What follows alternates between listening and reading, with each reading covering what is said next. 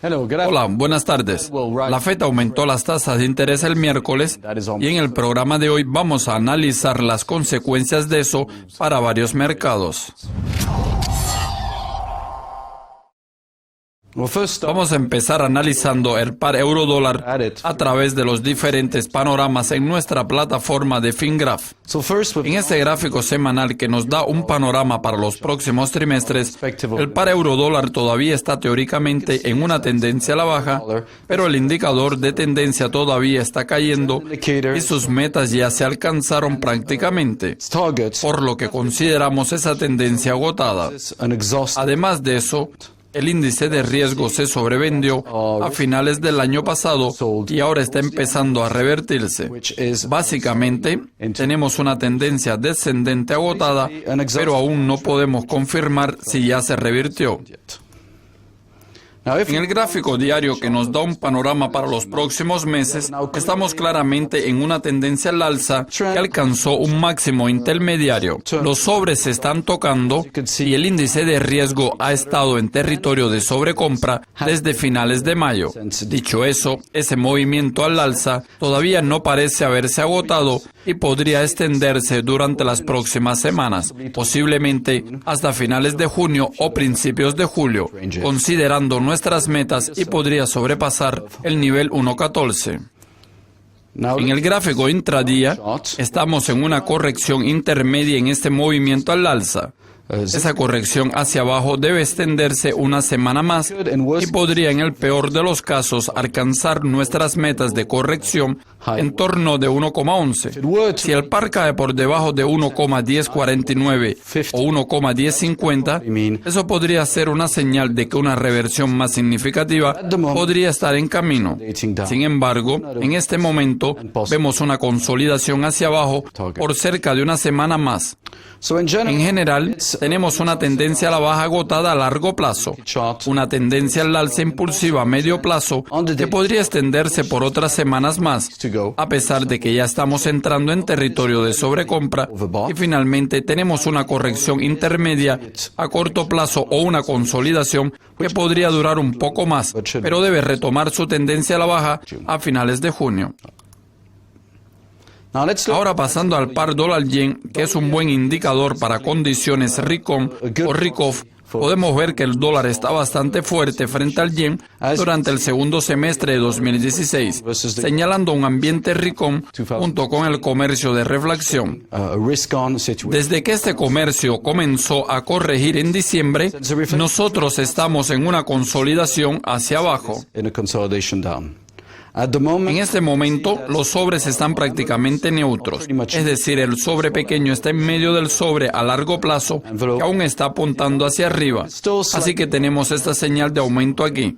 Sin embargo, consideramos esa situación bastante neutral y no tenemos metas calculadas. Además de eso, el índice de riesgo aún está en medio del rango. Por lo tanto, la tendencia todavía se considera al alza y a pesar de que en este momento está pasando por una reversión, probablemente será retomada más tarde, ya que los sobres todavía están subiendo. En el gráfico diario, nosotros estamos en una consolidación a la baja desde diciembre que ya alcanzó sus metas en abril. En este momento, estamos de vuelta dentro del rango de metas y esa consolidación podría continuar por cerca de otro mes más, junto con una situación ligeramente risk-off, pues no hay estrés en los sobres y el índice de riesgo aún no está en territorio de sobreventa. En el gráfico intraday, el par dólar-yen todavía está en tendencia a la baja y ya prácticamente alcanzó sus metas y en el peor de los casos podría llegar al nivel 108. Como podemos ver, tuvimos un fondo intermedio la semana pasada y luego una recuperación, pero la tendencia a la baja todavía parece prevalecer en este momento. Resumiendo los tres panoramas, la tendencia es al alza a largo plazo, pero débil. Tenemos una consolidación a la baja a medio plazo que parece que aún no se ha agotado, pero ya alcanzó prácticamente sus metas. Y a corto plazo, la tendencia es a la baja y todavía tiene cierto potencial, indicando que esa consolidación aún continúa.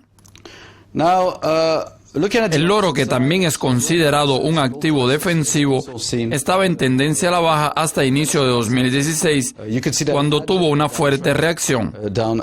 El oro también es un activo reflacionario y por eso también tuvo esa fuerte reacción como las otras commodities durante el primer semestre de 2016. Luego, cuando las tasas comenzaron a subir, el oro revirtió la mayor parte de ese movimiento durante el segundo semestre de 2016. Por otra parte, es necesario destacar que desde el mes de diciembre, el comercio de reflación ha estado bajo presión y pasó por una consolidación, y el oro logró lo que consideramos una recuperación defensiva por causa de eso.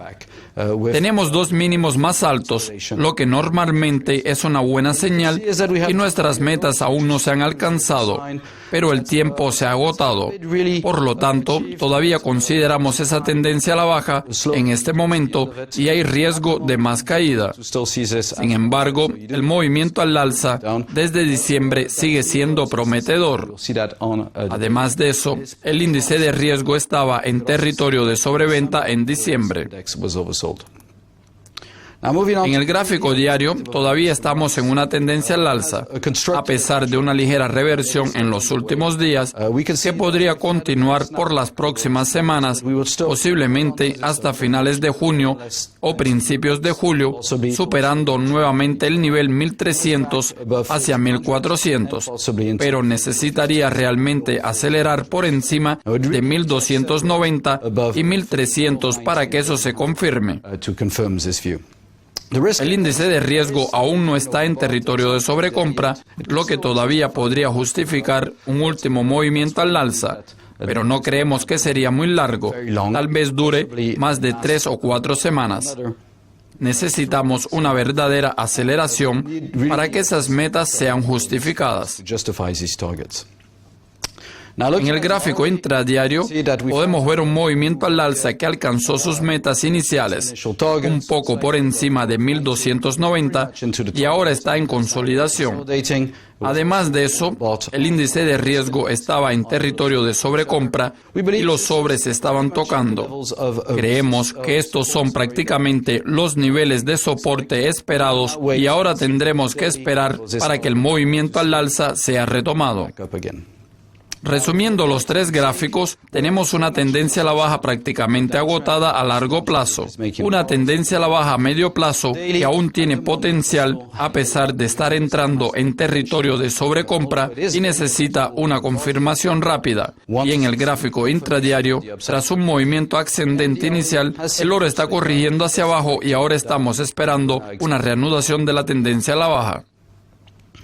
Y finalmente, vamos a echar un vistazo a los mercados con el mini S&P 500, que en el gráfico semanal ya prácticamente alcanzó sus metas. El índice de riesgo está cerca del territorio de sobrecompra, pero la tendencia sigue siendo al alza. Creemos que esta es una situación de máximo intermediario que podría llevar a una consolidación en las próximas semanas o meses. Básicamente, a pesar de estar bastante extendida, esa tendencia podría continuar hasta finales del año. En el medio plazo, el índice de riesgo del gráfico diario también está en territorio de sobrecompra. Los sobres se están tocando y las metas ya se alcanzaron. Por lo tanto, aquí estamos esperando alguna consolidación hasta finales de junio y posiblemente hasta julio o agosto.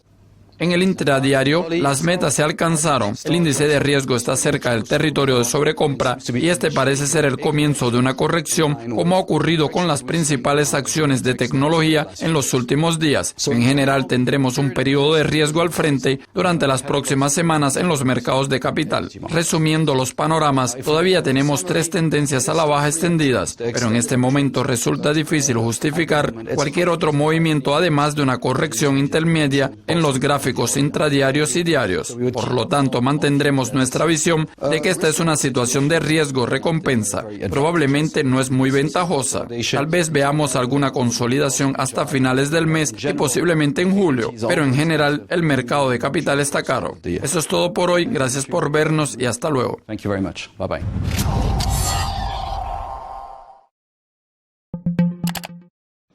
Michel Temer inicia su primera visita a Rusia en medio de la profunda crisis política que vive su país, con el objetivo de buscar inversiones extranjeras para sacar a Brasil de la recesión. Aunque sea por unas horas, Temer aparcó las acusaciones de corrupción que le persiguen desde hace varios meses para invitar a las empresas rusas a participar en la nueva fase de desarrollo en la que ha entrado Brasil.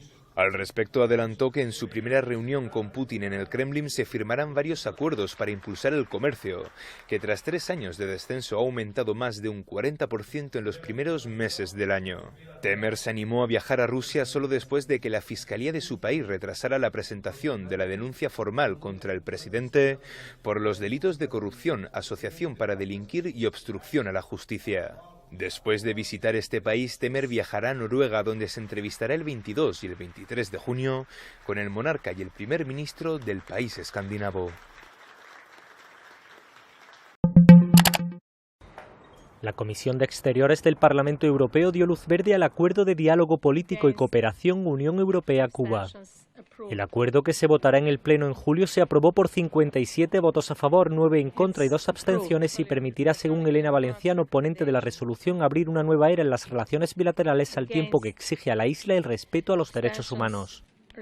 Este era un acuerdo imprescindible para mejorar, para relanzar las relaciones entre la Unión Europea y Cuba, y que también el diálogo y la cooperación son el mejor instrumento para conseguir ayudar, cooperar en las reformas y en los cambios que sin duda la región y Cuba particularmente va a acometer. Rubricado en diciembre de 2016 por la alta representante de la Unión Europea para la Política Exterior, Federica Mogherini, y el ministro cubano de Exteriores, Bruno Rodríguez, el acuerdo puso fin a la llamada posición común que regía las relaciones del bloque comunitario con la isla desde 1996.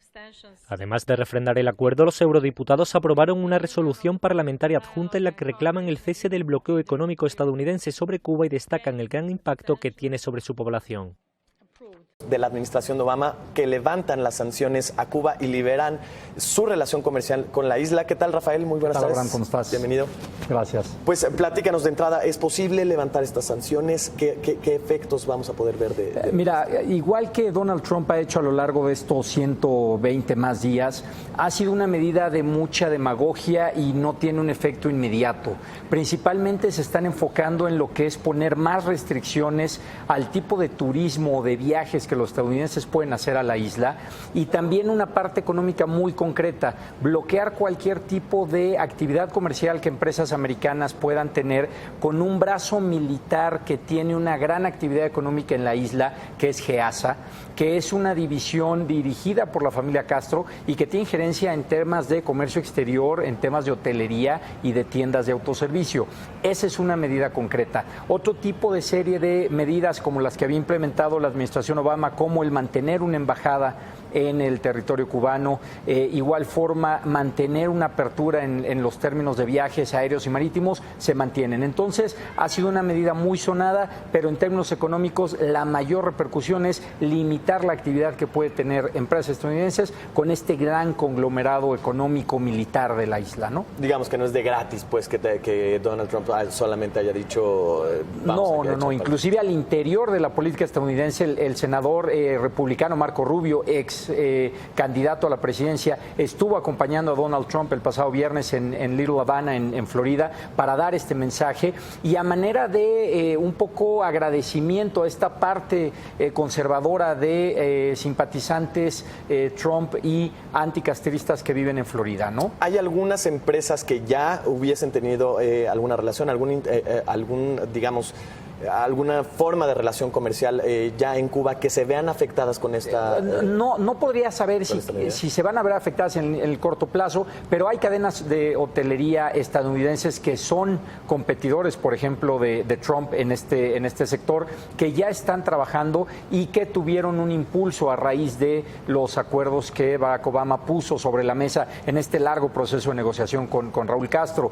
También pudiera haber repercusión en términos de empresas del ramo agrícola como Caterpillar, cuyo director había acompañado a Barack Obama en la visita oficial que hizo a Raúl Castro hace algunos meses a la isla y que ya se expresó en contra del endurecimiento de las sanciones económicas con la isla, porque evidentemente una empresa de tecnología y equipo agrícola veía en la isla un nicho claro, no atendido en términos de venta de maquinaria, ¿no? Por ejemplo. Ya, correcto. Ahora, a la gente en general o a los turistas, a los viajeros, esta medida no les afecta. Mira, Estados Unidos tiene una serie de lineamientos en los que una persona puede ir a visitar Cuba. Sin embargo, hay una que sí se restringe, que es la visita personal, es decir, un turismo abierto. Lo que sí se mantiene es un permiso ilimitado para visitas a familiares, y esto tiene un efecto muy claro, que es el permitir el flujo de remesas, no afectar lo que es una parte importantísima para la gente que en la isla tiene dependencia con Florida, pero sí se mantienen abiertos canales para que estadounidenses puedan visitar la isla bajo premisas de turismo cultural o turismo en grupo, pero ya no como un individuo en lo particular, ¿no? Ahora, ¿cómo ves hacia adelante? Digo, después de esta orden que firma Donald Trump, ¿cuál es la perspectiva hacia adelante de las relaciones comerciales que puedan tener Estados Unidos y Cuba? Es decir, ¿habrá también alguna reacción de parte de Cuba a este respecto? La administración cubana ya se expresó y dijo que era una opinión y una decisión que estaba tomada sobre una base no informada de la administración Trump y que evidentemente entorpecía el diálogo y la buena relación. El buen panorama es que la embajada no se está cancelando en ninguno de los dos casos, pero aún así Estados Unidos no era un fuerte socio comercial de la isla. Los principales socios de la isla son Canadá, China y España, y ellos no han tenido afectación al momento. Realmente habrá que ver estas nuevas prácticas si no incentivan más la llegada de turistas a la isla, y sobre todo empresas que allá habían puesto la mira en el sector salud, en el sector agrícola, en el sector de retail, no toman medidas de esperarse a que baje esta intensidad en el diálogo. ¿Por qué? Porque la empresa que yo te refería, GEASA, que es el principal consorcio comercial en la isla, depende de la administración de los Castro. Entonces, al tener un veto de empresas estadounidenses con este tipo de entidad comercial, sí podría haber una falta de interés o incentivos para incursionar. Habrá que ver conforme avance la administración Trump si estas medidas se incrementan o simplemente se queda en este discurso inicial, ¿no? ¿Es la única hasta este momento que se ha tomado por parte de la administración Trump? Ello y el disminuir los canales bajo el que los estadounidenses pueden visitar la isla, hacerlo a que vayan forzosamente a través de grupos o bien con una relación familiar. Se mantiene el tráfico aéreo y marítimo abierto, no hay una restricción en el tipo de otro tipo de visitas, y el capital que ya está ahí, por ejemplo, de hoteleros estadounidenses, seguirá operando, pero a través de este brazo. Habrá que ver ya cuando el Departamento del Tesoro y de Estado establezca nueva reglamentación bajo esta directriz. Tienen, me parece, 30 días para promulgar las nuevas reglas del juego, ver cómo afecta a los capitales que ya están operando en la isla, ¿no? Que son mínimos. Claro. Correcto. Los países de la Unión Europea acercaron posiciones sobre el procedimiento por el que serán reubicadas las dos agencias comunitarias que tienen actualmente sede en Londres y que deberán abandonar esa ciudad cuando se materialice el Brexit. 27 ministros reunidos en el Consejo de Asuntos Generales en Luxemburgo trataron los 6 criterios que se tendrán en cuenta para elegir una nueva sede de la Agencia Europea de los Medicamentos y de la Agencia Bancaria Europea. Pero aunque se hicieron progresos, el procedimiento en sí para el reparto volverá a ser abordado por los líderes europeos en su cumbre de esta semana. Los criterios abordados por los ministros buscan garantizar que las agencias puedan continuar su actividad tras la fecha en que el Reino Unido salga de la Unión. La accesibilidad, unas instalaciones educativas adecuadas para los hijos de los funcionarios, acceso al mercado laboral y a los cuidados sanitarios, a la comunidad empresarial y el reparto geográfico. Por su parte, España, que ya es sede de 3 agencias comunitarias en Bilbao, Alicante y Vigo, ha propuesto Barcelona para acoger la Agencia Europea de los Medicamentos. Los ministros acordaron que la decisión la tomarán de común acuerdo conforme a un procedimiento específico que propondrán los presidentes del Consejo Europeo, Donald Tusk, y la Comisión Europea, Jean-Claude Juncker, y se votará en octubre la decisión final.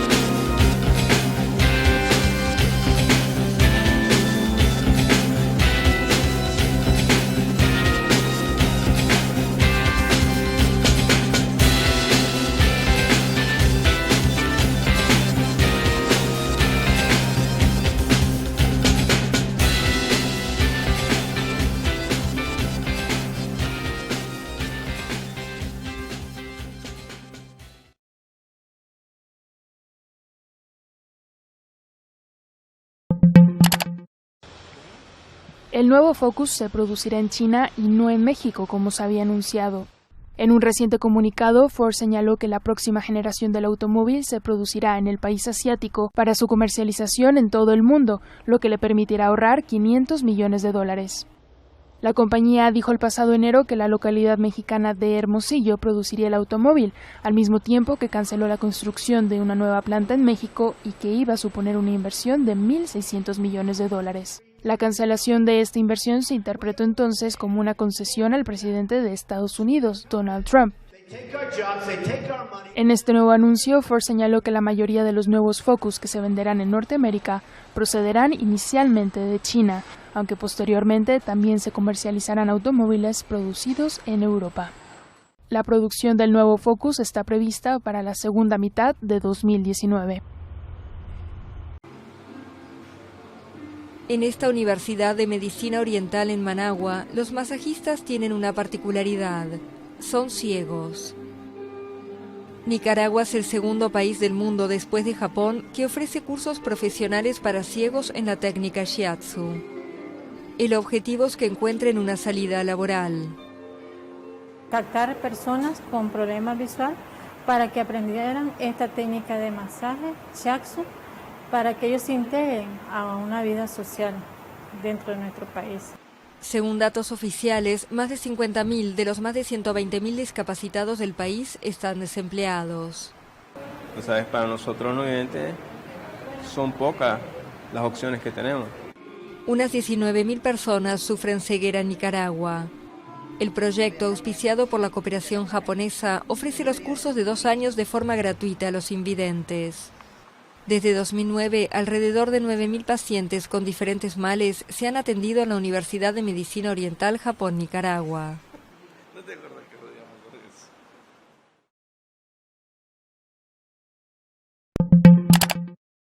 Rodeado de un ambiente de pandillas y violencia, el destino del indocumentado Lorenzo Santillán, al igual que el de muchos jóvenes en Estados Unidos, era casi inevitable: fracasar. Sin embargo, su empeño por encontrar una alternativa a lo casi evidente le permitió salir adelante y convertirse en un emprendedor. Convencido de que carecer de documentos no debe detener a los estudiantes indocumentados para abrirse camino, Lorenzo y otros 3 estudiantes de origen mexicano participaron en un concurso de robótica acuática, imponiéndose ante destacadas universidades como el Instituto Tecnológico de Massachusetts. Este éxito, que inspiró el documental Underwater Dreams, le abrió las puertas a realizar una carrera universitaria, pero su estatus migratorio le impidió acceder a las becas que le ofrecieron, y pagarse una carrera universitaria era imposible. Sin embargo, el soñador no se dejó vencer y concluyó sus estudios de cocina en un colegio comunitario, y ahora dirige Ni de aquí ni de allá, un camión de comida ambulante que es el espejo de estos jóvenes con sueños y aspiraciones en un país donde los estudios sí tienen límites.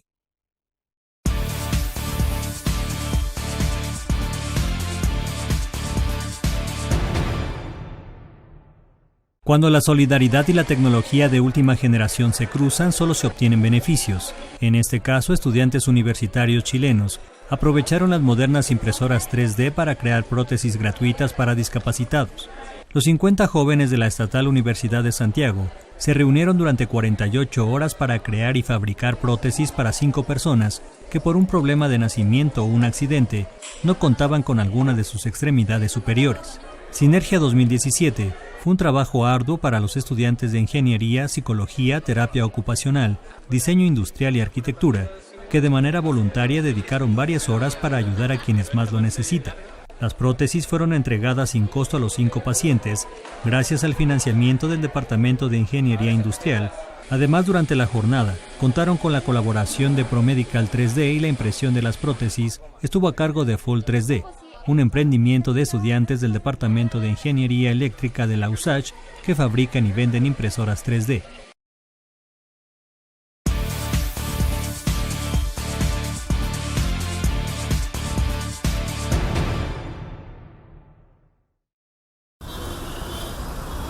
En el centro financiero de la India, Mumbai, lejos de todo el ajetreo y el bullicio de la vida metropolitana, un restaurante ofrece paz y tranquilidad a los comensales. Mirchi Mime, con capacidad para 80 personas, es el primer lugar en India donde los clientes son recibidos en el más absoluto silencio, y es que es atendido por personal con debilidad auditiva y trastornos del habla. Estaba estudiando. Después de mis estudios busqué trabajo. Entonces uno de mis amigos me habló de un trabajo aquí. Me dijeron que la formación para el nuevo personal estaba por comenzar. Aprendí el lenguaje de señas requerido antes de unirme. Llevo 2 años aquí y mi vida va muy bien. Mi familia también está contenta conmigo. Somos 4 hermanas, 2 están casadas, yo y mi hermana menor aún no estamos casadas. Me casaré en 1 año, pero primero necesito dinero, después pensaré en matrimonio. Las cartas de alimentos vienen con ilustraciones que corresponden a cada platillo, junto con un glosario de gestos fáciles de seguir para los comensales. El concepto detrás de Mirchi Mime se basa en un proyecto realizado en Canadá hace 2 años y da empleo a 500 personas, pero se espera que el proyecto crezca y se convierta en una iniciativa extendida no solo en India, sino en el mundo entero. Con información de la oficina en Nueva Delhi, India, Noticias Xinhua.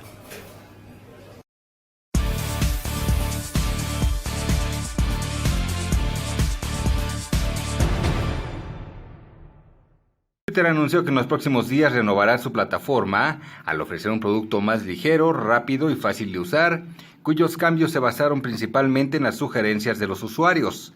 El nuevo estilo, que se implementará en Twitter para escritorio, dispositivos móviles y Lite, permitirá opciones como un nuevo menú de navegación lateral y menos pestañas en la parte inferior de la aplicación. Asimismo, refinaron la tipografía para que sea más consistente y agregaron titulares más audaces con el objetivo de que sea mucho más fácil centrarse en lo que está sucediendo.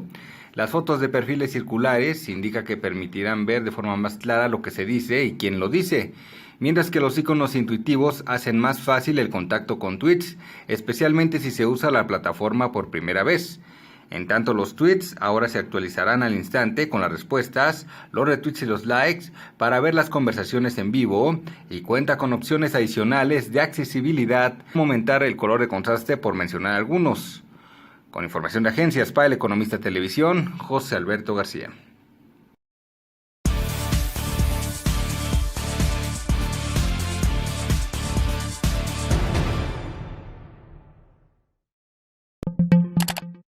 El gobierno metropolitano de Tokio anunció este martes que una parte del conocido mercado de pescado de Tsukiji permanecerá en su céntrica sede actual, que será renovada en los próximos años para convertirla en un parque temático gastronómico.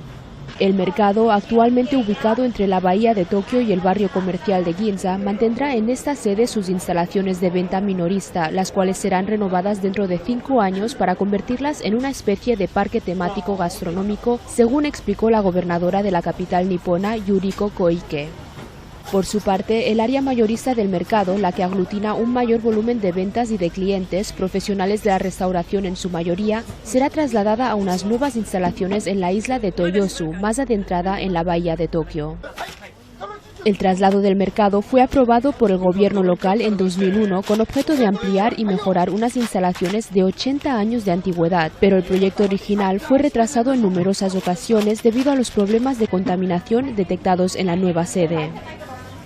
El nuevo mercado mayorista aspira a convertirse en un gran centro logístico donde se aplicarán las últimas tecnologías y su traslado descongestionará de tráfico pesado al centro de Tokio y permitirá una mejor conexión con el aeropuerto internacional de Haneda, también ubicado en la bahía de la capital.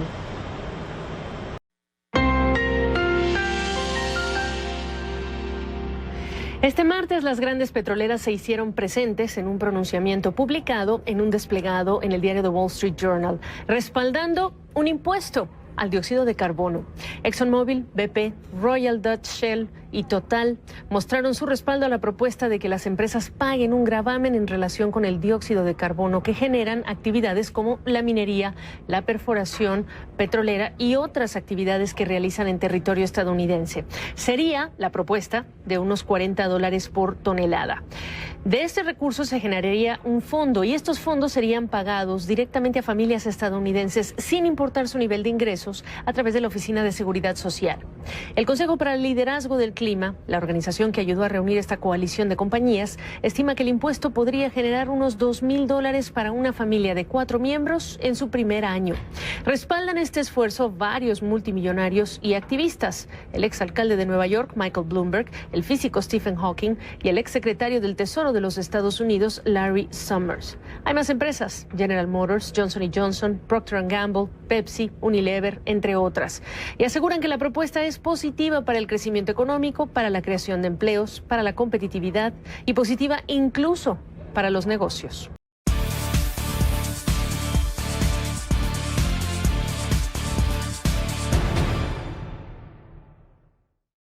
Ford Motor Company exportará la próxima generación de su auto compacto Focus desde China a Norteamérica en 2019 y no desde México como había planeado anteriormente, así lo informó la compañía. El Focus, rediseñado para Norteamérica, se construirá en una planta de emprendimiento conjunto de Chongqing, China, tal y como precisó Joe Hinrich, director general de operaciones globales.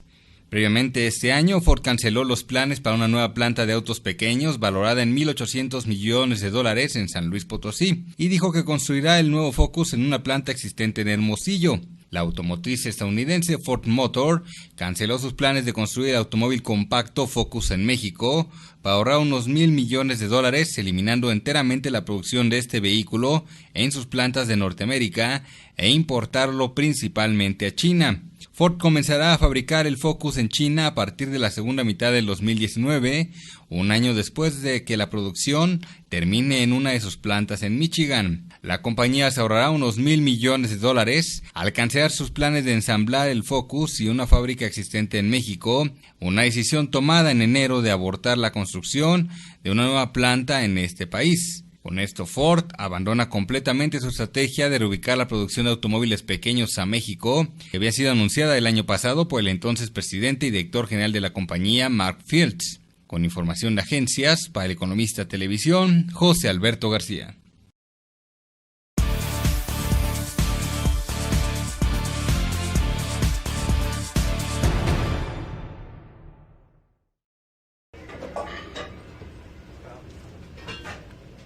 En esta cocina de París, un refugiado sirio está cambiando los sabores habituales. Nabil, que era especialista en finanzas en Siria, no ha parado de trabajar desde que obtuvo su estatus de refugiado.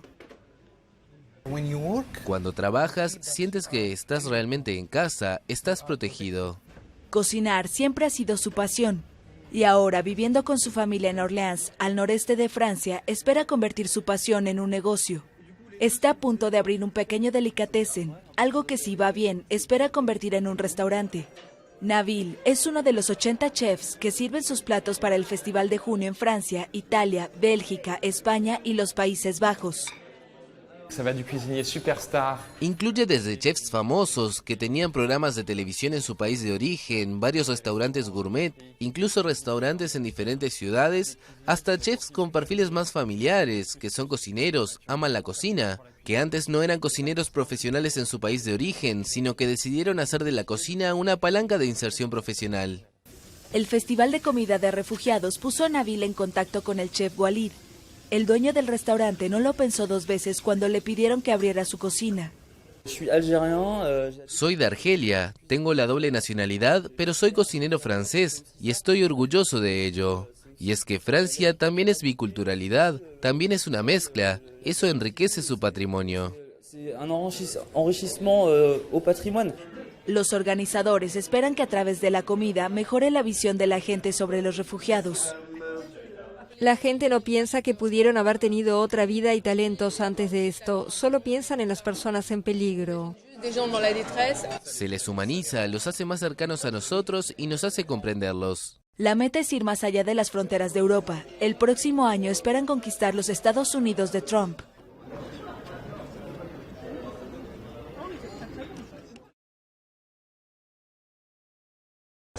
Nunca antes se habían desplazado a la feria tantos representantes de la industria aeronáutica mexicana. La mejor prueba, según ProMéxico, que ha instalado un pabellón nacional con 13 empresas de 9 estados de la República, de que el sector aeroespacial mexicano sigue creciendo en el país. En la feria bienal, y en la que están presentes todos los gigantes del sector, como Boeing, Airbus, Safran o Bombardier, participa el gobernador de Querétaro, el estado líder del sector en México. Querétaro hoy en este momento es el primer lugar en el sector aeroespacial de nuestro país. Y no nada más el primer lugar, sabemos que hay otras entidades en mi país que tienen parques aeroespaciales, pero Querétaro es el número 1 y ya en el mundo somos el cuarto lugar de inversión de extracción extranjera directa. El gobernador queretano tiene previsto realizar 4 anuncios durante el Salón Aeroespacial, en el que participan 150.000 profesionales de 88 países. También varios gobernadores del norte de México, en el que la industria se encuentra muy desarrollada, entre ellos el titular del gobierno de Nuevo León, que busca una relación de socios con las multinacionales presentes en Bourget. Ya no queremos solamente receptores de inversiones. Creo que vamos a pasar a la siguiente etapa de ser socios. Queremos asociarnos con la industria mundial. Este ramo es importante para nosotros. Ya tenemos en Nuevo León una empresa importante que produce muchas de las partes de la aeronáutica mundial. La tensa relación entre México y el nuevo gobierno de los Estados Unidos planea sobre la feria que se celebra por primera vez con la administración Trump instalada en la Casa Blanca. Sin embargo, según el gobernador de Chihuahua, las malas perspectivas no se están sintiendo en el puntero sector aeroespacial de su estado. Hasta ahora las amenazas no se han concretado y de enero a la fecha hemos tenido una normalidad en términos de las inversiones. Según datos oficiales, las exportaciones mexicanas en el sector aeroespacial crecieron 17.2% anual en los últimos 9 años. Actualmente existen 287 empresas del sector en el país, localizadas principalmente en 5 estados, que emplean a más de 32.600 profesionales cualificados. Pues desde París, Francia, hasta aquí mi reporte. Les mando un muy cordial saludo. No es cancelamiento de ruido para sus oídos, pescar con dron y un espía en su casa. Este será el programa de hoy.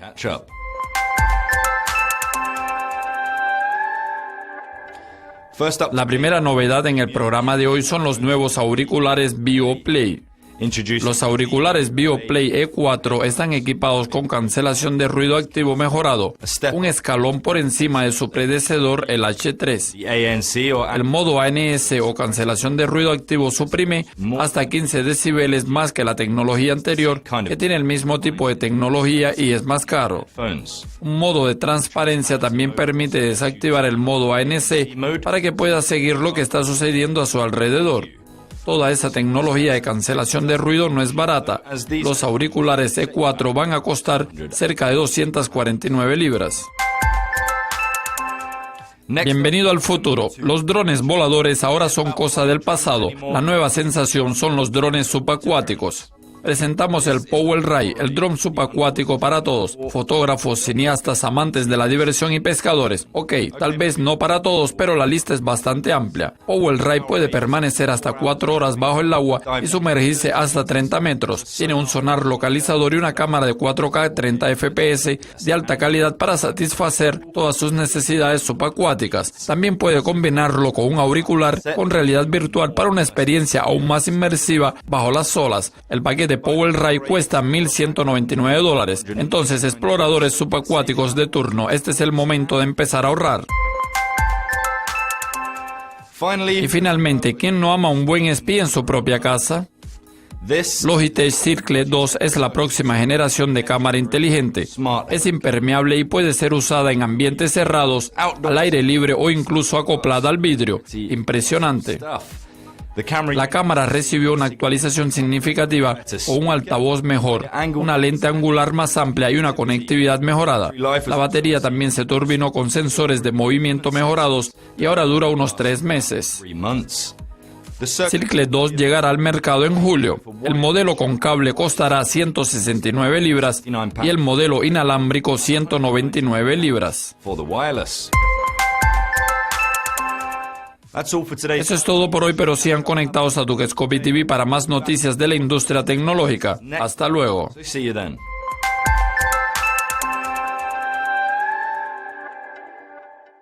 Ubicada al sur de China, la ciudad de Shenzhen es hogar de casi 12 millones de habitantes y uno de los motores económicos y de innovación tecnológica más importantes del mundo.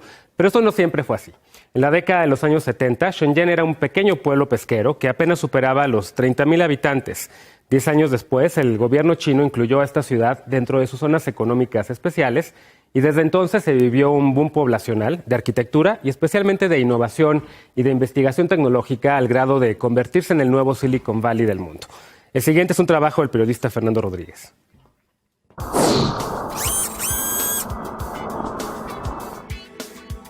En solo 35 años, Shenzhen pasó de ser un pueblo pesquero ubicado al sur de China, a unos kilómetros de Hong Kong, a ser la capital mundial de la piratería electrónica, y ahora está en vías de otro cambio, ser uno de los principales centros de la innovación en el mundo a la par de Silicon Valley. Todo empezó en 1980, cuando el entonces presidente Deng Xiaoping nombró a la región como la primer zona económica exclusiva de China como parte de una reforma para impulsar el crecimiento del país. Se redujeron los impuestos a las empresas y a la inversión, lo que provocó un auge de construcciones y el establecimiento de manufactureras, principalmente de ropa y electrónicos. A la par, surgió una industria de productos pirata que impulsó una economía subterránea. Según estimaciones del Centro de Estudios Hackmatter, especializado en la industria tecnológica china, el 25% de los aparatos electrónicos piratas que se comercializan en el mundo fueron fabricados en Shenzhen. Estas copias tienen su mercado principal en países en desarrollo en África y Medio Oriente, cuyos habitantes no pueden costear un aparato original. Fue hasta 2005 cuando Shenzhen se transformó en una zona de innovación tecnológica, cuando las fábricas dedicadas a construir electrónicos de marcas mundiales comenzaron a copiar de forma masiva los productos que fabricaban, aprovechando la escasa protección a la propiedad intelectual en el país. Surgió entonces una cultura conocida como Shanshai, enfocada no solo en copiar los aparatos, sino en perfeccionarlos. En 2008, el gobierno chino nombró a Shenzhen la primer ciudad experimental, destinada a convertirse en centro de innovación y fue nombrada ciudad creativa por la UNESCO. Según un estudio de la Universidad de Sussex, por ejemplo, con su manufactura, Shenzhen aportó un valor añadido de casi 70% a los iPods de Apple.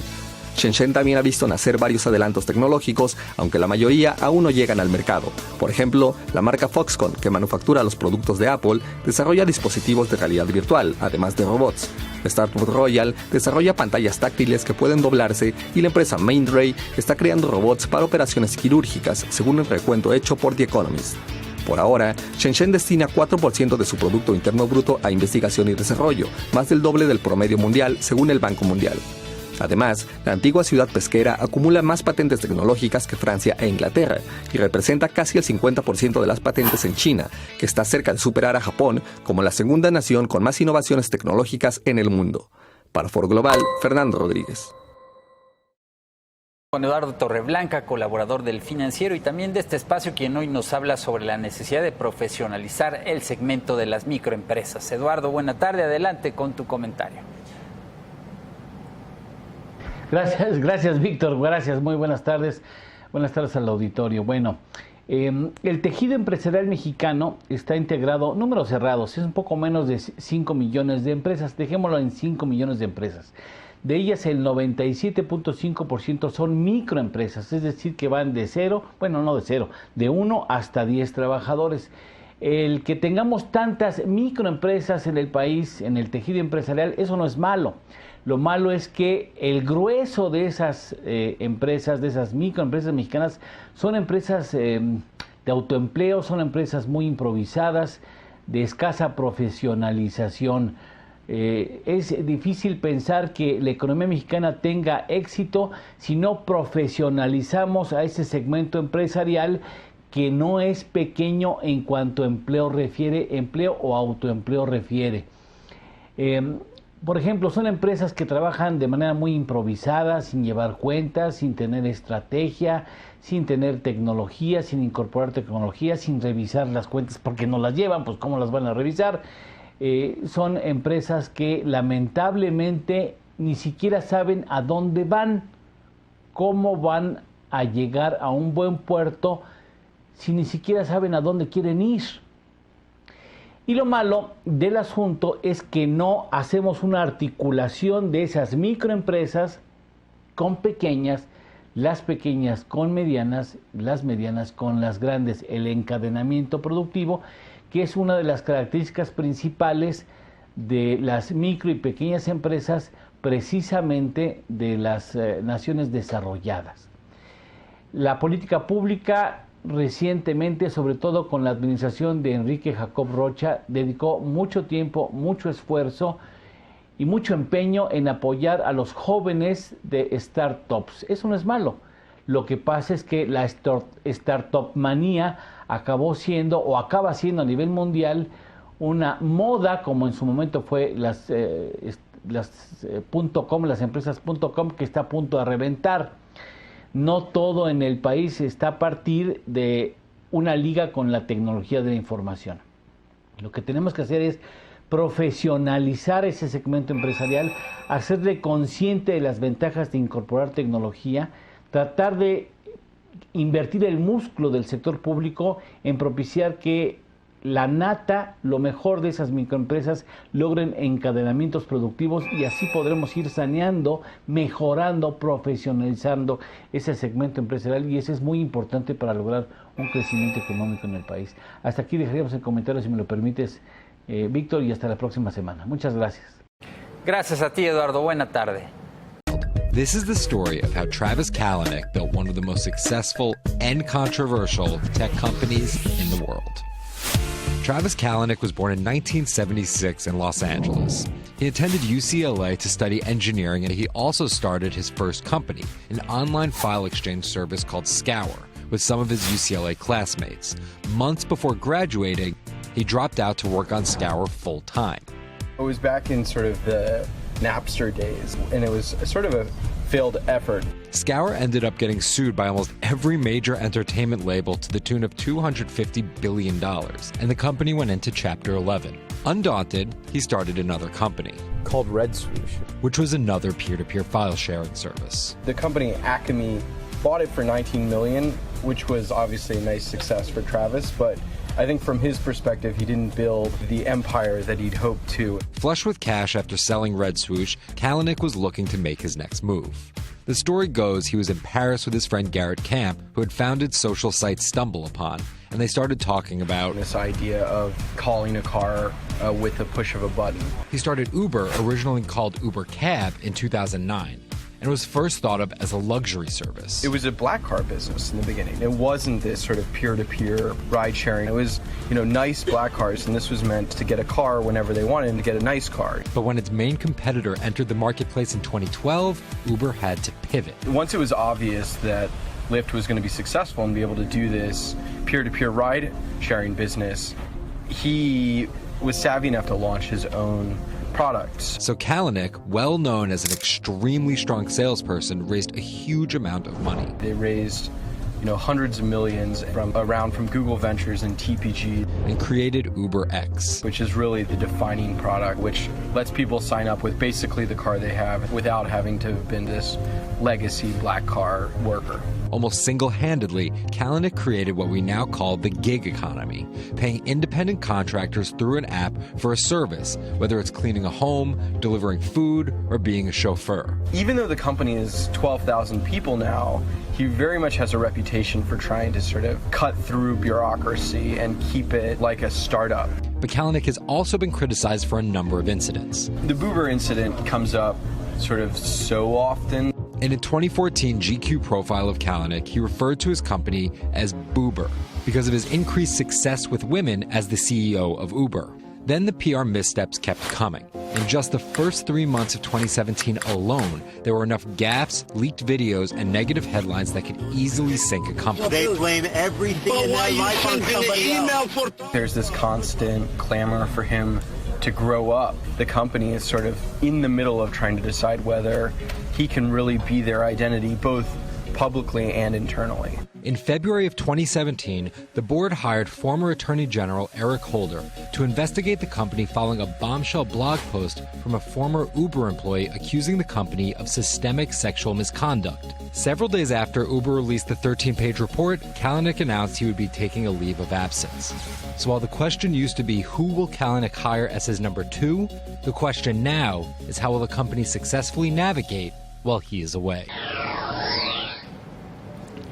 Ahora vamos con Eduardo Torreblanca, colaborador del Financiero y también de este espacio, quien hoy nos habla sobre la necesidad de profesionalizar el sector. Con frecuencia escuchamos hablar de la desconexión que existe entre las universidades y el sector productivo en los países en general.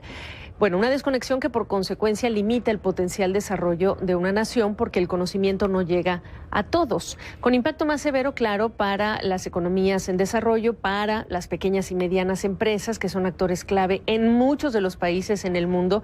Y esto es importante porque son ellos los responsables de generar una importante parte del empleo y también una parte importante del crecimiento económico. En México, para cambiar esta situación, la Universidad Iberoamericana lanzó también un área de vinculación precisamente para conectarse y conectar los sectores productivos y el gobierno y también con sectores sociales, aquellos que son más vulnerables. Le doy las gracias y le doy la bienvenida a Randolfo González, director de Educación Continua en la Universidad Iberoamericana, que nos acompañe para hablarnos de exactamente cuál es ese diagnóstico en el caso mexicano.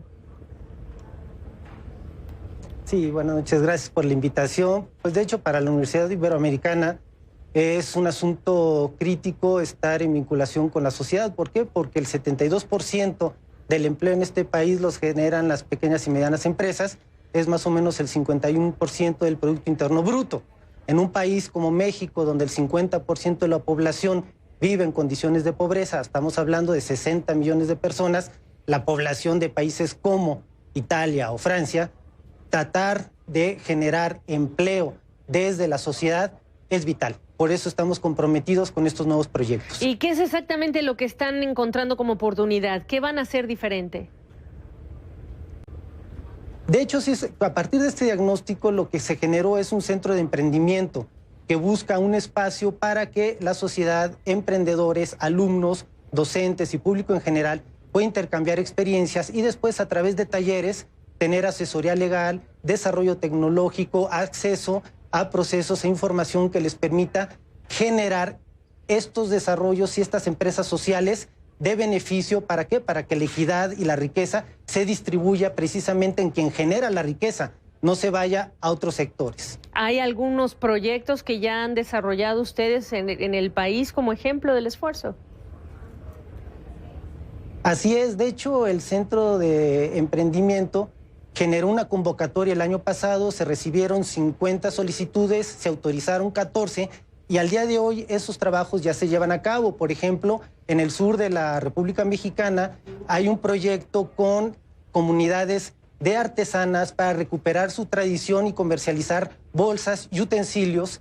En el centro del país, en la Ciudad de México, estamos desarrollando con agroempresarias de Xochimilco, mujeres, madres de familia, cabeza de familia, una red de producción para que sus productos lleguen directamente a los consumidores sin intermediarios y todos de manera ecológica. Y hay un proyecto muy importante en el norte, en lo que es pues prácticamente el término de Latinoamérica, en la frontera con Estados Unidos, en la ciudad de Tijuana. Se está creando un centro para el desarrollo de capacitación para el trabajo y atención a migrantes e indocumentados. Vamos a trabajar con haitianos y con deportados. Realmente estos 3 ejemplos es del tipo de incidencia que quiere desarrollar la Universidad Iberoamericana para que los procesos no se generen dentro de la universidad, sino que la universidad se abra y los desarrollos se incuben, pero socialmente, desde el lugar donde es necesario, en beneficio de familias y personas concretas. ¿Qué es en la práctica la parte más difícil de articular este tipo de soluciones en favor de estos proyectos o de estas personas o de estos potenciales empresarios? ¿Cuál es la parte más difícil?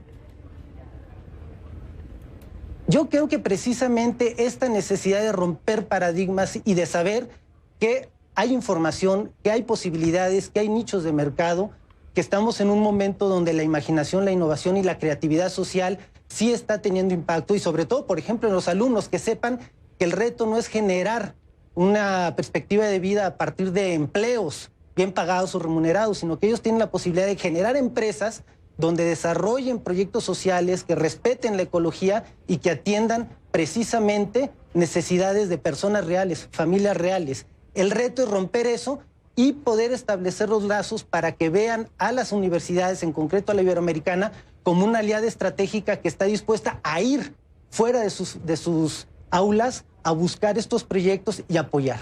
Ese es el reto, romper esquemas y atreverse. En la construcción de estos proyectos, la pregunta también es cuánto el ambiente hoy día, el ecosistema, ya está propicio para que esta articulación automáticamente genere este desarrollo, o cuánto también hay que trabajar en qué tipo de aspectos. Y ahí me refiero a reglas, a procedimientos, trámites, créditos, etcétera. De hecho, el proceso fino del taller lo que busca es precisamente una capacitación para que las personas tengan todos los conocimientos legales, administrativos, contables, de comercio, de comercialización, de mercadotecnia, que haga viable el proyecto. Todavía falta mucho, pero por lo que dije al principio, es un asunto prácticamente de viabilidad del país. El modelo económico de México no está generando empleo, está generando desempleo y una violencia estructural.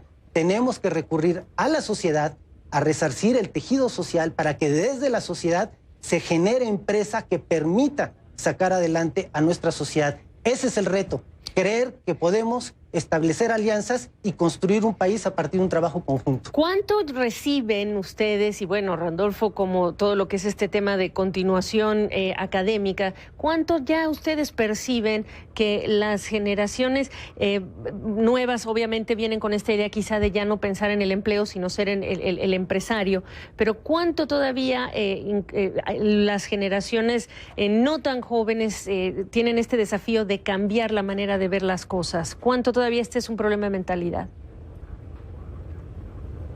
Mira, yo creo que este es precisamente un buen momento.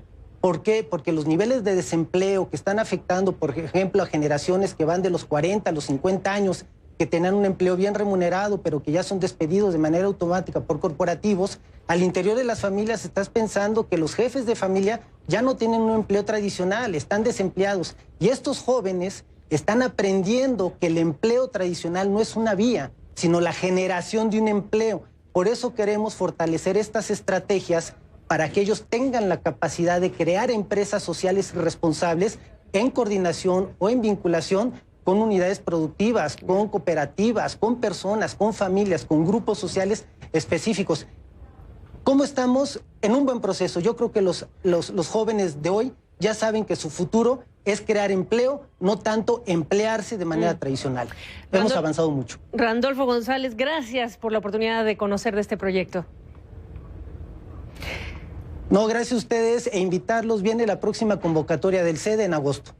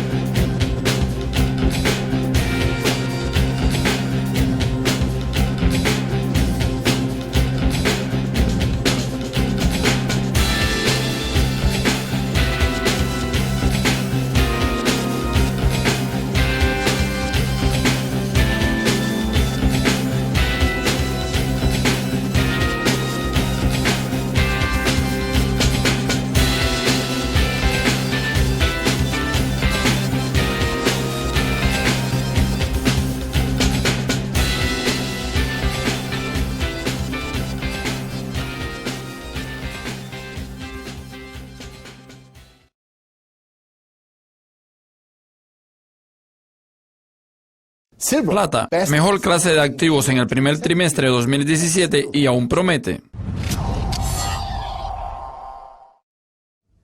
Udo, vamos a hablar ahora sobre la plata, que fue el metal con el mejor rendimiento del primer trimestre de 2017. Díganos, ¿qué fue lo que pasó? Muy fácil, estuvo muy barato. Sí, eso es cierto. No es solo la plata, también el oro y el cobre tuvieron buenos rendimientos trimestrales este año. No es un rendimiento excepcional, pero creo que eso quiere decir alguna cosa si la plata fue la mejor clase de activo en el último trimestre, y creo que los panoramas para este año y para los años siguientes es muy bueno. Sí, definitivamente. Vamos a echar un vistazo a los gráficos de la demanda. Mucha plata se consume en la energía solar, que es una de las grandes áreas para la plata. ¿Qué está pasando? Bueno, el uso probable es de 600 millones de onzas de plata hasta 2024, especialmente para la energía verde, en las placas fotovoltaicas y también en la producción de plásticos y productos químicos. Además de eso, nosotros producimos cerca de 800 o 900 millones de onzas, entonces 600 millones de onzas es una demanda muy grande que veremos en los próximos 2 años y el máximo será en 2018. Hay una gran demanda de plata física esperando por nosotros. La oferta no está creciendo desde 2010, la producción prácticamente no ha cambiado en todo el mundo y en los números del Instituto de la Plata hay un déficit neto en el balance en los últimos 10 años de forma continua. Y es un déficit de base anual. Es sobre una base anual y si usted suma los 10 años, hay 1.300 millones de onzas que faltan en este balance. Entonces, alguien o algún instituto está con menos de 1.300 millones de onzas que necesitan ser entregadas en los próximos 2 años. O cubrirlas. Sí, o cubrirla. Y para la demanda adicional de la industria verde, de la tecnología, nanotecnología, hay cada vez más usos para la plata. Alguien necesita cubrir esa cantidad de onzas. Eso es mucha demanda. Una demanda futura que está esperando por nosotros. Bien, creo que después de saberlo todo vamos a analizarlo. Usted trajo un gráfico de 40 años que parece indicar un buen fondo y el comienzo de una nueva tendencia, un nuevo ciclo. Sí, tomé este gráfico prestado de James Tour, que sigue de cerca la plata, y creo que muestra muy bien este rango de una década e información técnica con un fondo en los últimos 30 años, más o menos, y dos picos a $50 y la corrección fuerte de los últimos 2 años. Y en el último año podemos superar eso en $18, que todavía está cerca de los mismos y sigue siendo un apoyo muy importante de línea de resistencia. Pero eso solo es una información y creo en ese patrón. Luego de eso, el próximo objetivo será los antiguos aumentos de $50. Eso sería bueno. Eso sería bueno, pero no sería el final de la historia. Es solo la primera indicación. Sí, es la primera indicación para los inversores a largo plazo. Y creo que en el corto plazo, este primer trimestre ya muestra la aceleración de la plata y creo que los fundamentos tarde o temprano volverán, y eso es algo con lo que contamos.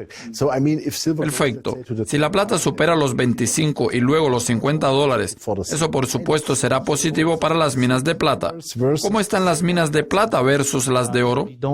Nosotros no invertimos directamente ni en la plata ni en el oro, sino en sus minas.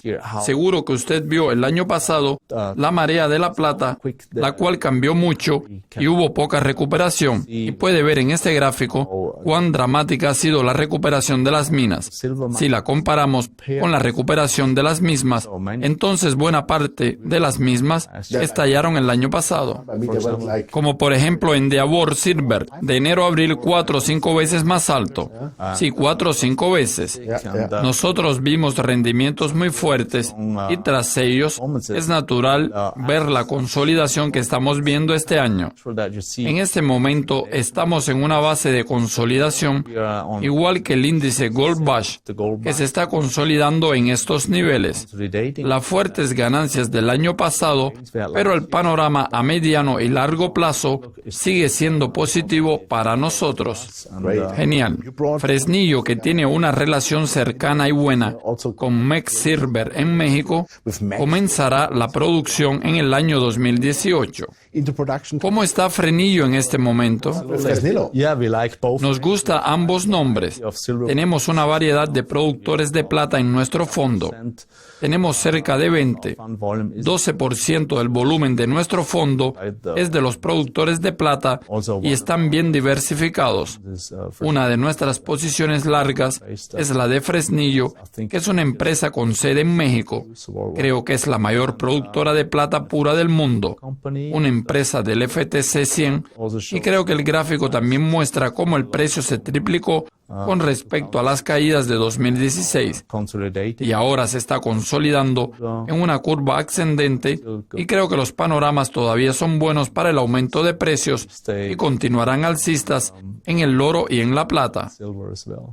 Bueno, realmente esa es una gran palabra final. La plata, la hermana menor, está alcista. Muchas gracias, Udo, por la entrevista. Gracias. Señoras y señores, este fue Udo Zutelueti, gestor de fondos de Sunare Natural Resolve Fund, que hace gestión de fondo junto con Colin Moore de Londres. Su previsión para la plata es alcista, tal como la nuestra. La plata, la hermana menor del oro, tiene demanda de energía solar, nanotecnología, usos en la tecnología y todavía faltan 1.300 millones de libras de plata de los últimos 10 años. Entonces, ¿dónde están? Esto se está poniendo interesante. $50 es nuestro gran objetivo y nos gusta mucho la plata. Gracias por vernos. Soy Hoshin Steiger de Commodity TV en asociación con Duquescopy TV. Hasta luego. Pescado y whisky. ¿Por qué el Reino Unido está exportando grandes cantidades de pescado y whisky? ¿Y cuál es la conexión con el Brexit?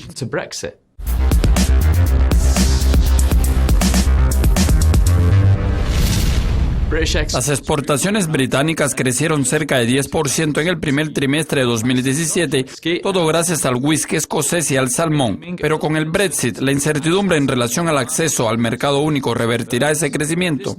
Esa noticia también se reflejará en el impulso a la independencia escocesa, considerando que la mayoría de los escoceses votaron para permanecer en la Unión Europea, que sigue siendo el mayor mercado de exportación de Escocia detrás del Reino Unido, creciendo en 50 millones de libras. En los primeros 3 meses de 2017, las ventas llegaron a 1.200 millones de libras, un aumento de 11% con respecto al mismo periodo de 2016 de 124 millones de libras. El whisky y el salmón escocés lideraron la tabla de exportaciones del Reino Unido y representaron el 22% del valor de las exportaciones totales de alimentos y bebidas. Pero esos dos productos podrían desempeñar un papel importante en las negociaciones del Brexit. Escocia podría tener más voz en las negociaciones. El presidente de la Comisión Europea, José Luis Rodríguez, dijo a la BBC, lo que está claro a partir de esas cifras es que mantener el acceso al mercado único de la Unión Europea es crucial para nuestros productores de alimentos y bebidas y nuestra economía en general. Perder el acceso colocaría a la industria escocesa en desventaja significativa, exponiendo los negocios a las perjudiciales barreras arancelarias de exportación y a los requisitos reglamentarios. Theresa May debe incluir al gobierno escocés en la mesa de negociación y el punto de partida para cualquier nuevo enfoque debe ser la continuación de la adhesión al mercado único y a la unión aduanera. Sin embargo, otros sectores tuvieron caídas en las exportaciones. Las exportaciones de cereales cayeron 42,6% a 32,3 millones de libras, mientras que las de animales vivos y la carne cayeron en 300,000 libras, un 2,1 y 1,5% respectivamente. Yo prefiero pescado y patatas fritas que pescado y whisky. Sigan conectados a Dukescopy TV para más actualizaciones. Hasta luego. Muchos ya no se quieren acordar de cuando se hizo la ronda 1.1, con lo que empezó la apertura de la reforma energética. Decían que era mal momento por el precio del petróleo, que estaba mal diseñada, que no se confiaba en la economía mexicana, ya sabes, todo eso del chairismo salvaje. Todos esos aburrimientos. En aquel momento había que entender que México estaba pasando de tener un sector energético tan cerrado como el de Corea del Norte a tener hoy por hoy un sector energético que se abre. En la asignación de la ronda 2.1 destacan algunos temas fundamentales. Nadie se quejó del proceso, nadie se quejó de los precios. Todo mundo está feliz, asignaron 10 de 15 bloques, es decir, el 67%, que va a generar una inversión de más de 8,000 millones de dólares, básicamente en la zona de Tabasco. ¿Qué significa además esto? El Estado mexicano se va a quedar con un porcentaje que depende de la fórmula de entre el 77 y el 84% de la utilidad de los campos. Con el sistema anterior que teníamos, ese tan mexicano y tan absurdo, Pemex contrataba empresas para que hicieran explotación. Si no salían, si el campo no tenía el petróleo que querían, Pemex le tenía que pagar a este. Ahora, ¿cuándo va a llegar el dinero? Muy bueno esto, 5 de 10, ya está llegando. De las otras rondas. ¿Dónde está? Cuando ves las cifras de inversión extranjera directa, cuando ves las cifras de generación de empleo, está empezando a llegar, porque además tratar de ver el resultado de una reforma como la reforma energética hoy es francamente absurdo. Ya está llegando. Habrá que verla algún ya día. Están contratando. Y mira, la gente de Tabasco, de Campeche, que dicen, no, es que la reforma energética nos hizo mucho daño, pues les va a hacer daño a los que estaban muy acostumbrados a no trabajar en Pemex y cobrar. A los que son buenos trabajadores les va a convenir, porque llegan estas empresas y contratan. Supongo que los que trabajan hoy en Pemex tienen más experiencia que los que no. Gran resultado de la licitación de hoy. Gran, como dice David Páramo, gran resultado. La reforma energética está funcionando bien. Mira, puedes explotar estos campos que no tenías dinero para hacerlos. Antes, y si esta parte sí es muy importante, antes si Pemex contrataba a Ciro y Asociados, para que explotara el campo.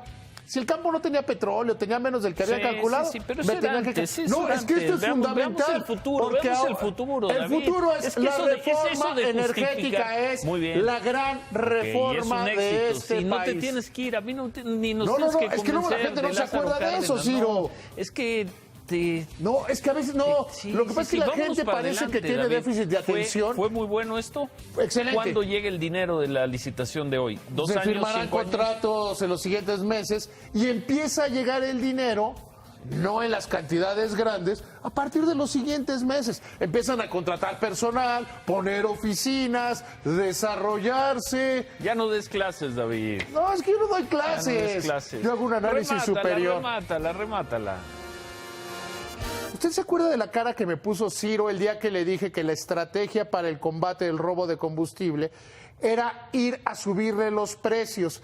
Era dejar de pelearse con los chupaductos y subirle los precios. De ser cierta, como lo es, la afirmación del secretario de Hacienda, Mid, se confirmó otra vez mi análisis superior. Los precios de la gasolina robada están subiendo exponencialmente y eso va a hacer que, como lo pronostiqué, sea una guerra dura, pero corta. Nunca pierde. Además gana con los pronósticos, ya los veremos más adelante. Imagen Noticias con Ciro Gómez Leiva, lunes a viernes 10:30 p.m. Participa en Imagen Televisión.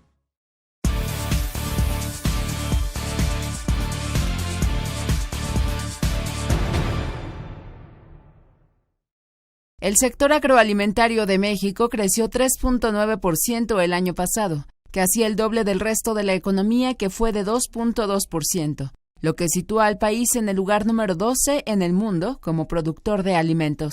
Tan solo la exportación de 12 productos agroalimentarios dio a México el año pasado 13.648 millones de dólares. Destacó en charla con Notimex Raúl Urteaga Trani, coordinador general de Asuntos Internacionales de la Secretaría de Agricultura, Ganadería, Desarrollo Rural, Pesca y Alimentación. El funcionario dijo que México es el primer proveedor de cerveza de Estados Unidos, Chile, Argentina, Australia, Guatemala, Canadá y China, lo que le produjo en 2016 una ganancia de 2.814 millones de dólares. Michoacán es el principal productor de aguacate con un aporte del 85%, aunque entidades como Estado de México, Jalisco, Nayarit y Morelos también generan este producto agroalimentario. Arteaga Trani mencionó que en tercer lugar está el tomate, cuyas exportaciones generaron el año pasado al país 1.939 millones de dólares. Agregó que México es sobresaliente en la producción de berries y se ha colocado en el cuarto lugar de exportación. El año pasado produjeron al país 1.746 millones de dólares en las categorías de frambuesa, zarzamora y mora azul. Otros de los productos que también tienen lugar en las exportaciones son el tequila, el chile, el azúcar, camarón, la carne de res y de cerdo, entre otros. De esta forma, México se coloca como uno de los principales 12 productores de alimentos agroindustriales a nivel mundial.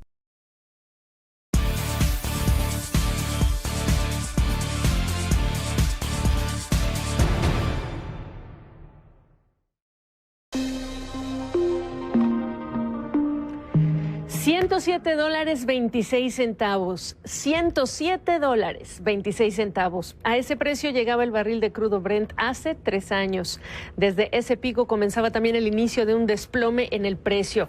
El peor tropiezo que se recuerde en una generación es lo que estaba marcando también esa fecha. 3 años más tarde, en este 2017, el exceso de crudo en el mercado se corrige muy lentamente.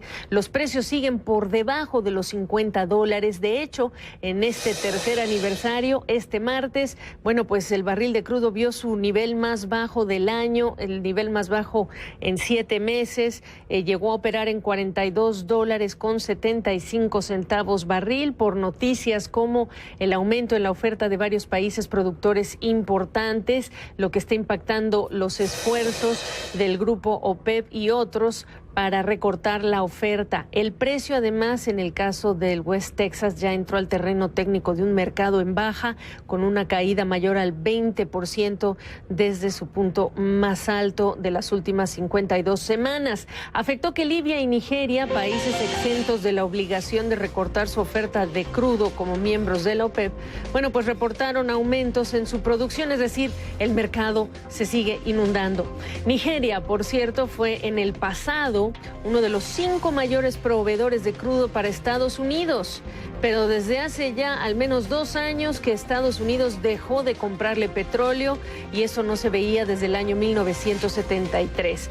Estados Unidos dejó de comprarle petróleo ante el aumento en la producción de crudo de esquisto a nivel nacional. De hecho, el gobierno estadounidense ya proyecta que para el año 2018 este país marcará producción récord de petróleo, 10 millones de barriles diarios como promedio.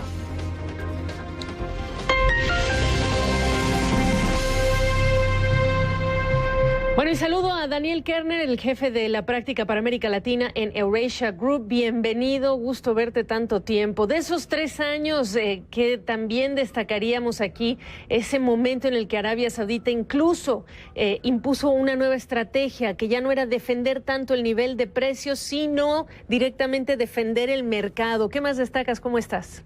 ¿Qué tal? ¿Cómo estás? Muchas gracias. Bueno, sí, creo que para entender un poco qué está pasando es interesante entender de dónde venimos, ¿no? Están esos precios tan altos que tú marcabas hace 3 años, algunos cambios, pero sobre todo Arabia Saudita, dándose cuenta que su mercado iba a estar complicado, hizo un aumento fuerte de ventas y de producción para tratar de frenar la producción en Estados Unidos, bajo la idea de que con una baja precios, muchos de los proyectos en Estados Unidos no iban a ser competitivos. Tuvo cierto éxito por un tiempo, pero obviamente fue complicado, primero para el propio Arabia Saudita, que a pesar de tener muchas reservas internacionales y reservas de petróleo, por supuesto, tiene fuertes demandas domésticas de gasto, y para el resto de los productores, OPEP y no OPEP. Entonces, lo que vimos fue después un acuerdo para intentar estabilizar y subir los precios, acuerdo que hoy vemos que está complicado, como bien decían, porque la producción en Libia y en Nigeria fue un poco mayor, porque la producción en Estados Unidos se ha recuperado y parece haber sido mucho más resiliente a la baja de precios, producto de las mejoras tecnológicas.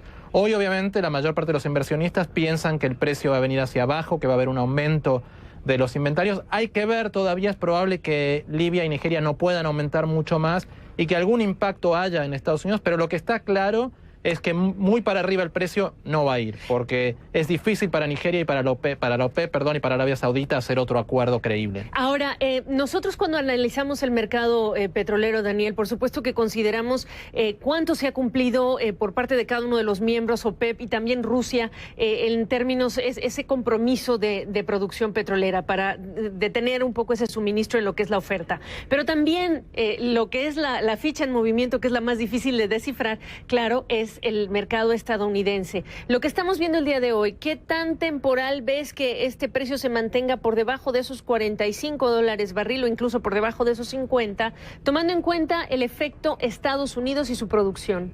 La verdad es que yo creo que hoy es difícil saber. Creo que vamos a necesitar 2 o 3 semanas más de datos. Como te decía, es probable que algún impacto haya en Estados Unidos y que la producción tampoco pueda seguir aumentando mucho en los países en los que ha aumentado.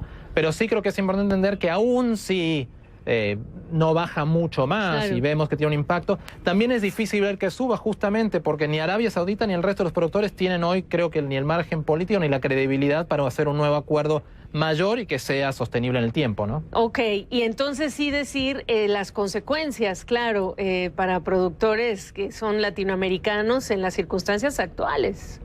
Sí, es difícil, ¿no? En América Latina obviamente hay un impacto diferenciado entre productores e importadores, y dentro de los productores es variado, pero yo creo que hoy el impacto, sobre todo en las principales economías, es más bien negativo. Sí. Uno, para algunas, porque dependen todavía bastante de recursos. México, Colombia, ni hablar Venezuela, que se vuelve muy vulnerable a estos precios. Pero inclusive los otros que no son tan importantes como Argentina o Brasil, todos estos países, salvo Venezuela, estaban haciendo un gran esfuerzo por atraer inversión a sus sectores energéticos para tratar de contrarrestar la desaceleración económica. A bajos precios, más difícil ser competitivos. Y entonces, ¿cuál es digamos que el factor que inclinará la balanza? Porque como tú muy bien sabes, México, bueno, liberalizó su mercado, está con la activación y el desarrollo de la reforma energética, la nueva ronda. Argentina está buscando inversionistas. ¿Cuál es el elemento diferenciador aquí? Yo creo que va a ser una mezcla de geología más políticas. México hizo ayer una ronda de aguas someras exitosas. El interés evidente en México es alto, a pesar de que en México hay elecciones el año que viene y no se sabe bien quién pueda ganar y qué tan malo puede ser eso para el sector. Yo creo que México sigue siendo el país mejor posicionado. Después diría que Brasil, por geología, si logran hacer los avances. Argentina, el gobierno está haciendo un gran esfuerzo, pero son recursos no convencionales, son más caros, Argentina es caro. Y diría que los dos más complicados son Colombia, por geología, por problemas de regulación, y Venezuela, que está en una crisis política que todavía no se ve hacia dónde se puede resolver. ¿Cuánto cuesta hoy día producir ese barril de crudo para los países de la región? Pues depende mucho de los países, ¿no? Y depende mucho de las regiones. Obviamente Venezuela es el más barato, tal vez entre 8 y 10, pero bueno, con la crisis política que hay difícil. En México estará entre 20 y 30, pero creo que todavía la geología es muy parecida a la de Estados Unidos, al menos en aguas profundas. Creo que para México va a ser más difícil abrir no convencionales y va a ser más fácil continuar con aguas someras y aguas profundas, ¿no? Pero yo creo que en estos precios todavía lo importante para México es que lo que México está sacando al mercado es todavía lo más competitivo, que todavía estos precios es atractivo. Y por último, en todo lo que es el tema de la estrategia estadounidense petrolera, obviamente los dos oleoductos, el Dakota, por ejemplo, ¿cuánto de esto le juega en favor o en contra a qué tipo de crudos en la región? Por supuesto que estoy pensando incluso en el crudo venezolano, con este mayor riesgo que tiene al momento de necesitar exportar a lo que es el área del Golfo, donde están las refinadoras, ¿no? Sí, claramente es el más complicado, ¿no? Venezuela, porque si el petróleo empieza a venir con mayor velocidad desde Canadá y las políticas de Trump siguen avanzando, los problemas de Venezuela van a ser cada vez más complicados. Yo creo que ahí está el mayor problema, tal vez un poco para Ecuador, y claramente creo que para México menos, en el sentido de que si la integración norteamericana continúa pues, de distintas maneras, México creo que todavía continúa pudiéndose beneficiar de esto. Excelente. Daniel Kerner, gracias. No, muchas gracias.